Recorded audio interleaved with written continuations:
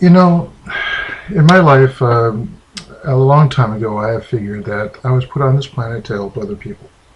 And I very rarely intend to harm anybody, verbally or by looking at them or anything else. So I do my very best to represent um, the good side of life, I would say. I tell students when I'm substituting that I like to go forward and up, not down and back. And they look at me like, what's that? All right, if you say something nice to somebody, that's going forward. You're building them up. Okay, if you're doing your work in your class, you're going forward. You're going forward with your work, and you're going to move up. If you tell somebody, man, you look lousy today, that's going down. And you know what? That leads to depression, okay, and other things. If you're not going to do your work and you just say, I quit, fail, this, that, you're not going forward, that's for sure. That's going to keep you back. So I believe in going forward and up. So that's the same way in life. All right. If you compliment somebody, if you see a different color hair out there or maybe rings all over the face, compliment them. Don't make fun of them. Don't say something really rude.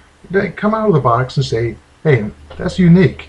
That's really cool," and make the person feel good.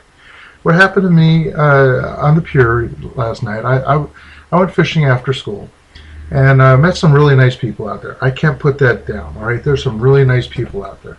But when I went to what I do after I fish, I crab, I take all my gear, including the rod, the reel, all my lures, everything over to the faucet and rinse everything, all the salt water off of them. I've done that for a long time. My gear lasts longer.